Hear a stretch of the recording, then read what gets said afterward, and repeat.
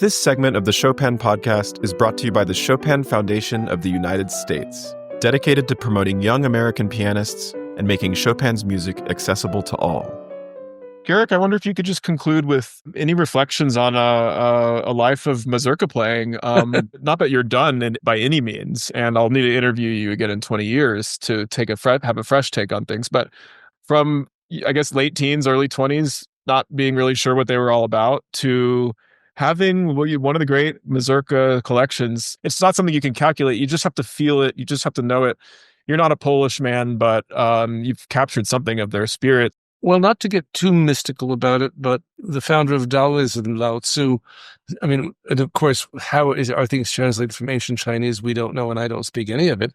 But he said that the Tao, the path that can be spoken of, is not the true path. So if you want to take that as a bit of sage Asian wisdom, the moment you say the accents on the second beat or on the third beat, or I'm not quite so sure, it's hard to know with these pieces. I find these still very elusive as performance pieces.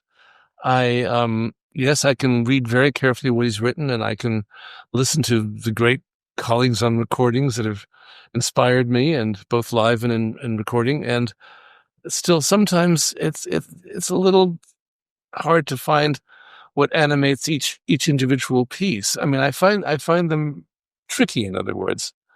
Whereas, I know the E flat waltz, opus 18, you can play it various ways, but it's impossible to not make it effective if you play it decently. Whereas it's possible in 2 minutes of a mazurka to lose your audience entirely, because it's this feeling of internal narrative. And people then say to me, well, what's the narrative? And I said, I don't know. It's sort of feeling states. Am I being too vague? No, and the more I talk to the great Alan Walker, the more insistent he is that we be Schopenhauerian about music, in the sense that it's an expression of the will, and to put it into words, or to try to sort of represent it the way other art forms have to sort of reflect actual scenes and language, is immediately to diminish it on some level. Of course, this is the great romantic idea about music, is that it expresses something that we can't capture in words, and yet here we are talking for 20 hours about Chopin, because it's just demands that we try to get together and collect around these works and say something about them, because they move us that much. Let me just casually come back to Opus 59, number 1. Once again, speaking of what's between the lines, that's just a scrap of theme, but it's the first notes of this piece, right? And there's a line. Now we have an answer with a crescendo going up.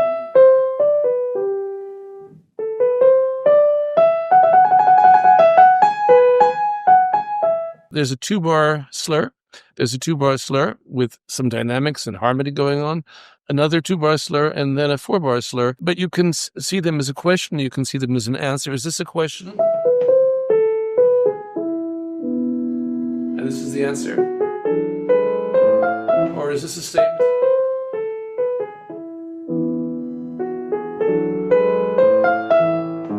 It could be questioning, and your pacing of it will probably be different every time you play it, in the sense you have to know what's going on.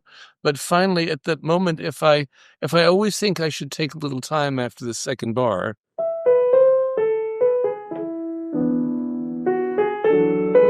that may be very nice, but each time I do it, after a while I might say, no, I don't want to do that. It's a different way of speaking or conversing. Is it one person conversing with themselves? Is it two people? This is the kind of stuff that I don't know the answer to.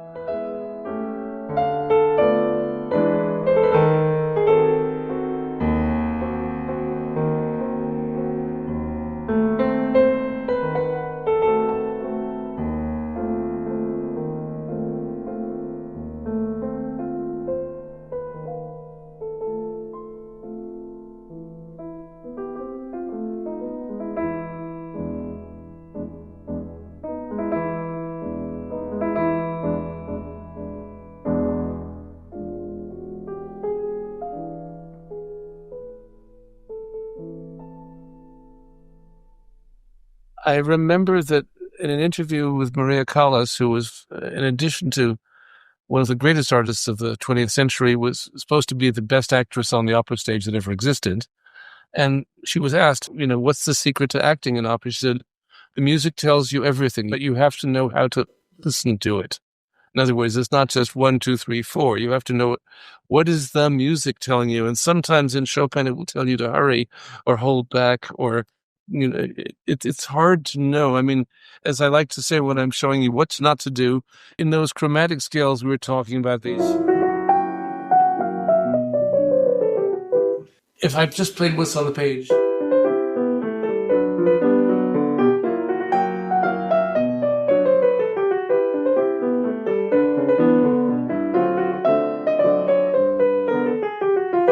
For example, the typical thing would be this bar where there are 2 eighth notes and then 2 triplets. 1, 2, 3. Is that exact, or is it a rubato within 3 beats? I don't know the answers to all these things, and you feel them differently each time. So I think, obviously when I just played it in a marchy exact way, that's what I call spelling, That's spelling. That's not even saying a word, So the musical thoughts have to connect. I mean, it's like this in all music, but in Chopin, it's especially elusive because he's not giving us a free fantasy on emotional impulses. It's not without some constraints and some structure and meter and so on. And yet, if it's only meter, it's deadly. And if it's only a sickness of imagination, right? If it's this,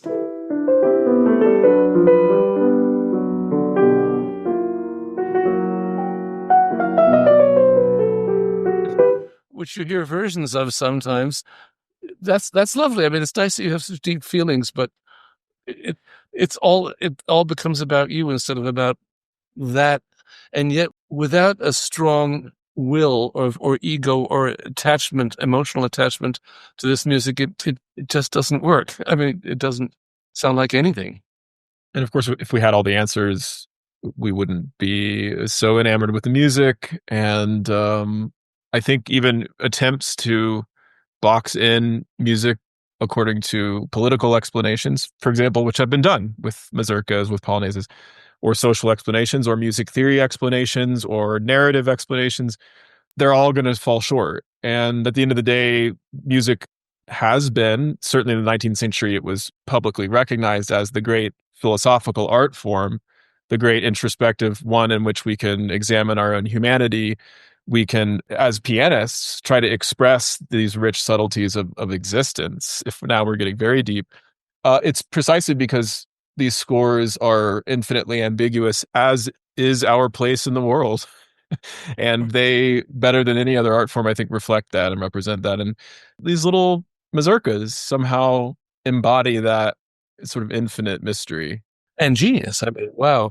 And like I said to you, with not entirely, we should do 60 episodes. We should spend an hour on each one. Yeah. Because they're all so special. And yet, they're just sometimes a 2-minute piece which go by, and what you feel is, charm, a stab of perhaps pathos, little joy. Oh, it wasn't that lovely.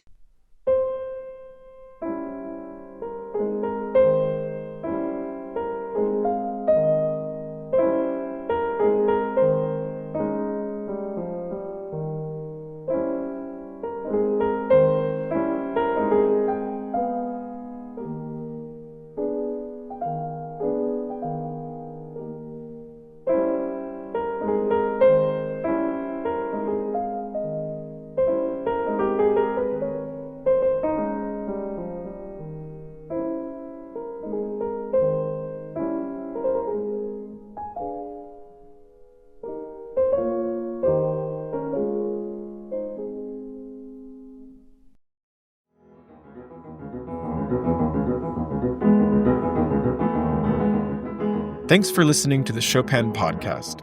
If you like what I do, consider supporting my Patreon. For this episode, that includes some entertaining and enlightening scenes with Garrick Ohlsson that truly pained me to have to cut, as well as a few more highlights from my interviews with Janusz Przyzanowski and Chelsea Guo.